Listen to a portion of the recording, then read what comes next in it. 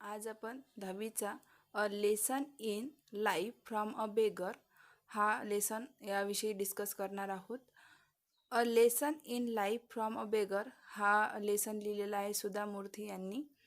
A lesson in life from a beggar याचा अर्थ असा आहे की आपल्या आयुष्यामध्ये एका भिकाऱ्याकडून मिळालेला लेसन म्हणजे धडा किंवा शिकवण. Meena is a good friend of a mine. माझी मीना नावाची एक चांगली मैत्रीण आहे. She is an LIC officer earning a good salary. ती एक LIC ऑफिसर आहे आणि चांगली सॅलरी कमावते, म्हणजे तिला चांगलं वेतन मिळतं. But there was always something strange about her. पण ती थोडी विचित्र वागते किंवा तिच्यासोबत काही ना काही घडत असते नेहमी. She was forever unhappy. आणि त्यामुळे ती नेहमी कशी असते, दुःखी असते. Whenever I met her. जेव्हा केव्हा मी तिला भेटते. I would start to feel depressed. मला असं वाटते की ती डिप्रेस आहे, म्हणजे ती खूपच दुःखी आहे किंवा कशाचा तरी विचार करत असते. It was as though her bloom and cynicism had a way of spreading to other. मग तिच्या अंगी जे हे ग्लूम आहे, ग्लूम मीन्स तिची जी दुःखाची भावना आहे, आणि किनिझिझम म्हणजे डिस्ट्रेसफुल ॲटिट्यूड म्हणजे तिचं जे वागणूक आहे, जी दुःख आहे तिच्या आयुष्यातलं, ते इतरांनासुद्धा काय करते, दुःखी करते. She never had anything positive to say on any subject or about any person. मग एखादा विषय असो किंवा एखादा पर्सन असो, व्यक्ती असो, त्यांच्याविषयी ती कधीही पॉझिटिव्ह विचार करत नाही, म्हणजे सकारात्मक दृष्टिकोन तिच्याकडे नाही. For instant I might say to her, Meena, did you know Rakesh has come first in he school. मग मी एका वेळेस तिला विचारलं की मीना, तुला माहीत आहे का राकेशविषयी, जो आपण पहिल्या दिवशी शाळेत गेल्यानंतर तो आपल्याला भेटला होता. Meena immediate response would be little the achievement. Naturally his father is a school teacher, she wood से. मग मीना म्हणाली की हो, मला थोडंफार त्याविषयी माहिती आहे. His father is a school teacher. त्याचे वडील काय होते, एक आपल्या शाळेचे शिक्षक होते. ती म्हणाली. इफ आय सेड, जर मी तिला म्हटलं असतं, Meena, Shweta is very beautiful girl isn't she. जर मी मीनाला म्हटलं असतं की मीना, श्वेता कशी होती, सुंदर मुलगी होती, नाही का. Meena would be pessimistic. मीनाला कसं वाटायचं, pessimistic means expecting the worst. खूपच वाईट वाटायचं आणि ती त्याच्याकडे नकारात्मक दृष्टिकोनातून पाहायची. When a pony is young he look handsome.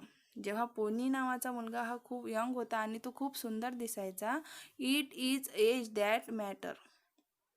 Weight for some time, Shweta will be uglier than anyone you know. मग त्यावर मीना म्हणायची की जो पोनी नावाचा मुलगा आहे तो तरुणपणी खूप छान दिसायचा, हँडसम दिसायचा. मग हे कशामुळं घडलं, तर फक्त त्याच्या वयामुळं. वेट फॉर सम टाईम, काही वेळानंतर काय होईल, काही वर्षानंतर काय होईल, श्वेता सुद्धा काय होईल, विल बी अग्लियर म्हणजे ती सुद्धा कुरूप दिसेल. दॅन एनीवन यू नो, ज्या इतर मुलींविषयी तुला माहीत आहे त्या मुलींपेक्षा श्वेता कशी दिसेल, अग्लियर दिसेल, खूप वाईट दिसेल. Meena, isn't a beautiful day, let's go for a walk. मग लेखिका श्वेता मूर्ती मीनाला म्हणतात की खूप सुंदर दिवस आहे, आपण वॉकला जाऊया. त्यावर मीना म्हणाली, no, the sun is too hot. नाही, सूर्य खूप तापलेला आहे. And I get tired. आणि मी खूप थकलेली सुद्धा आहे. If I walk too much besides, who say walking is good for health. जर मी खूप चालली तर खूप थकून जाईल. आणि कोण म्हणते की आपल्या आरोग्यासाठी चालणे खूपच फायदेशीर आहे. There is no proof. काही प्रूफ आहे का या गोष्टीचं. तिथे काहीही प्रूफ नाही, अशी कोण म्हणाली? मीना. That was Meena. अशी होती आमची Meena. She stay alone in the apartment as her parents live in Delhi. ती एका अपार्टमेंटमध्ये एकटीच राहत होती आणि तिचे पॅरेंट्स कुठे राहत होते, आईवडील कुठे राहत होते, तर दिल्लीला राहत होते. She was an only child and had the habit of complaining about anything and everything. ती तिच्या आईवडिलाला एकटीच होती आणि प्रत्येक गोष्टीची आणि प्रत्येक घटनेची ती काय करायची? तक्रार करायची नेहमीच. तिची ही सवयच होती. Naturally she wasn't a very pleasant company and nobody wanted to visit her. मग अशा तिच्या वागणुकीमुळे काय झालं की तिला कंपनी द्यायला म्हणजे तिच्यासोबत बोलायला भेटायला कोणीही यायचं नाही, कारण ती नकारात्मक विचाराची होती. Then one day Meena was transfer to Bombay. मग एक दिवस LIC ऑफिसर असल्याकारणानं तिची ट्रान्सफर कुठे झाली, तर बॉम्बेला झाली. And soon we all forgot about her. आणि लवकरच आम्ही तिच्याविषयी सर्व काही विसरून गेलो. Many years later I found myself caught in the rain at Bombay Flora Fountain. खूप वर्षानंतर मग मी बॉम्बेला गेली होती, तेव्हा काय झालं की खूप मुसळधार पाऊस होता आणि त्यामुळं मी त्या बॉम्बे फ्लोरा फाउंटेन जवळ अडकले. I was pouring and I didn't have an umbrella. मी खूप ओली चिंब झाली होती आणि माझ्याकडे छत्रीसुद्धा नव्हती. I was standing near Akbarallys. मी जवळच असलेल्या अकबारालय जवळ थांबली. Popular department store waiting for the rain to subside. मग आता थोडाफार पाऊस थांबावा या प्रतीक्षेत मी तिथे थांबली. Suddenly I spotted Meena. अचानक मला मीना आढळली. My first reaction was to run. माझं असं मन झालं की मी धावत तिच्याकडे जावं आणि तिला भेटावं. Even that boring rain. परंतु मुसळधार पाऊस सुरू होता. I was anxious to avoid being seen by her. मला असं वाटलं की तिला मी दिसली नसावी. Having to listen to her never ending complaint. आणि ती अशी मुलगी होती की तिच्या ज्या कंप्लेंट तक्रारी होत्या त्या कधी संपत नव्हत्या. However I couldn't escape. She had already seen me and caught. मग मला असं आढळलं की ती मला पाहिलेलं होतं. And caught hold my hand warmly. आणि तिचा जो हात होता त्या हाताने माझं मनगट तिनं पकडलं. आणि तो कसा होता? वार्मली म्हणजे थोडा गरम होता. What's more she was very cheerful. आणि तिच्याविषयी सांगायचं झालं ती खूप आनंदी दिसत होती. Hey I am really excited. मी खूपच एक्साईट आहे, उत्सुक आहे. It's nice to meet old friends. मला जुनी मैत्रीण मिळाली. What are you doing here. तू इथे काय करतस? मग हे कोण विचारलं? मीनानं लेखिकेला विचारलं. I explain that I was Bombay on an official work. मी तिला सांगितलं की मला एका ऑफिशियल कामाविषयी या बॉम्बेला यावं लागलं. Then stay with me tonight she said. मग मीना काय म्हणाली की आज रात्री तू माझ्यासोबत राहा. Let's chat. आपण चर्चा करूया.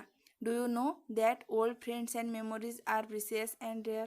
तुला माहीत आहे का म्हणते जुने मित्रमैत्रिणी ही खूप मेमोरेबल असतात, स्मरणीय असतात आणि खूप क्वचित भेटतात. I couldn't believe it. मग लेखिका जी आहे सुधा मूर्ती यांना त्या मीनावर विश्वास बसला नाही, कारण ती वाज धिस रिअली मीना. ही खरोखर माझी मीना आहे का? I pinch myself hard to be sure it wasn't a dream. मग लेखिकेने स्वतःलाच एक चिमटा काढला. पिंच मीन्स चिमटा काढणे. पिंच काढला आणि मी स्वप्नात तर नाही ना याची खात्री केली, कारण मीनाचा स्वभाव टोटली काय झाला होता? चेंज झाला होता. But Meena was really standing there. Meena खरोखर तिथे उभी होती. Right in a front of me. आणि माझ्यासमोर. Squeezing my hand. माझा हात पकडला. स्माइलिंग. ती हसली. And yes she did look happy. आणि हो, ती खूप आनंदी दिसत होती. In the 3 years she had been in a Bangalore. 3 वर्षापासून ती कुठं होती? बँगलोरला होती. I had never one seen her smiling like that. 3 वर्षाच्या आधी ती बँगलोरला आमच्यासोबत राहायची, तेव्हा तिच्या चेहऱ्यावर आम्ही कधीही हास्य पाहिलं नाही. A few stand of grey in her hair reminded me that years had pass. मला असं आढळलं की तिचे केस काय झालेले आहे, ग्रे झालेले आहे, करड्या कलरचे झालेले आहे. खूप वर्ष निघून गेली. There were a few wrinkle in her face. आणि काही सुरकुत्यासुद्धा तिच्या चेहऱ्यावर पडलेल्या होत्या. But the truth was that she look more attractive than even ever before. परंतु आता हे जे खरं सत्य आहे की ती आधीपेक्षा खूपच अट्रॅक्टिव्ह दिसत होती, जरी तिच्या चेहऱ्यावर सुरकुत्या पडल्या असल्या तरी. Finally I manage to say no Meena, I can't stay with you tonight. मी तिला म्हटलं की नाही मीना, मी आज रात्री तुझ्यासोबत राहू शकत नाही. I have to attend a dinner. मला रात्रीचं जेवण अटेंड करायचं आहे. Give me your card. मला तुझं कार्ड दे. And I will keep in a touch with you. मी तुझ्या संपर्कात राहील. I promise. माझं वचन आहे तुला. For a moment Meena look disappointed. काही क्षणापुरती मीना काय झाली, निराश झाली. Let's go and have a tea at least see instead. मग ती म्हणाली ठीक आहे, पण एक कप चहा तर माझ्यासोबत घेशील ना. But Meena, it's pouring. मग लेखिका म्हणाल्या, मीना आता खूप मुसळधार पाऊस सुरू आहे. सो व्हॉट, काय होईल. We will buy an umbrella and then go to the grand hotel she said. मग काय होते तर आपण एक अम्ब्रेला विकत घ्यायची आणि ग्रँड हॉटेलला जायचं. We won't get a taxi in this rain, I crumble. मी म्हणाली की आता आपल्याला या पावसामध्ये टॅक्सी कशी मिळेल. So what, we will walk. मग काय झालं तर आपण चालत जाऊ. कोण म्हणालं, मीना म्हणाली. I was very surprise. मला खूप आश्चर्य झालं. This wasn't the same Meena I had known. मला माहीत असलेली मीना हीच आहे का. Today she seems ready to make any number of adjustment. आज ती कोणतीही ॲडजस्टमेंट करायला तयार आहे, परंतु आधी ती तशी नव्हती. We reach the grand hotel drenched. आम्ही आता ग्रँड हॉटेलला पोचलो. By then the only thought in my mind was to find out who or what had brought about such change in the pessimistic Meena I had known. मला माहीत असलेल्या अशा नकारात्मक विचाराच्या मीनाला कोण चेंज केलं, हिच्या विचारामध्ये कोण बदल घडवून आणला, याविषयी मला जाणून घ्यायचं होतं. I was quite curious. मला खूप उत्सुकता होती ते जाणून घेण्याची. Tell me Meena, is there a prince charming who has manage to change you so. कोणी तिथे राजपुत्र आहे का, किंवा कोणती अशी गोष्ट झाली की तुला टोटली चेंज व्हावं लागलं, असं लेखिकेने मीनाला विचारलं.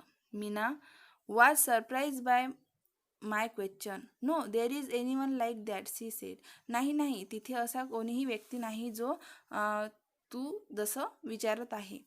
Then what the secret of your energy. मग तुझ्या अशा बदलण्याचा काय सिक्रेट आहे, काय गुप्त अशी गोष्ट आहे की तू एवढी चेंज झाली. I ask. लेखिकेने विचारलं. Like Tendulkar does in a advertisement. Tendulkar जसा ॲडव्हर्टाईजमध्ये चेंज झालेला दिसतो, त्याप्रमाणे तुझं असं काय सिक्रेट आहे की तू इतकी चेंज झाली. She smile. ती हसली. A beggar change my life. एका भिकाऱ्यानं माझं आयुष्य बदलून टाकलेलं आहे. I was absolutely dumbfounded and she could see it.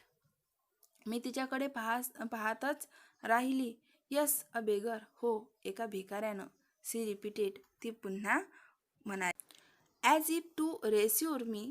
He was old and use to stay in front of my house with his 5-year-old granddaughter. जो भिकारी मी जिथे राहायची, माझ्या घराच्या खूपच समोर राहायचा. कोणासोबत तर त्याच्या 5 वर्षाच्या नातींसोबत तो राहायचा. As you know. तुला माहीत असेल, I was a chronic pessimist. मला थोडं नकारात्मक वागण्याची सवय होती. I use to give my left over to his beggar every day. मी माझं जे शिल्लक राहायचं घरी ते त्या बेगरला भिकाऱ्याला दररोज द्यायची.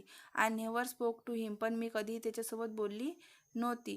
Not did he speak to me. आणि किंवा तोही माझ्यासोबत बोलला नव्हता. वन मान्सून डे, एका पावसाळ्याच्या दिवशी, I look out of my bedroom window and started crossing the rain. एक दिवस मी माझ्या बेडरूमच्या विंडोमधून, खिडकीमधून बाहेर डोकावला आणि रेन येत होता, पाऊस येत होता, त्या पावसाकडे पाहत उभी राहिली.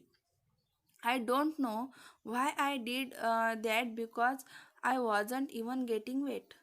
मला मला माहीत नव्हतं म्हणते की why I did that because I wasn't even getting weight.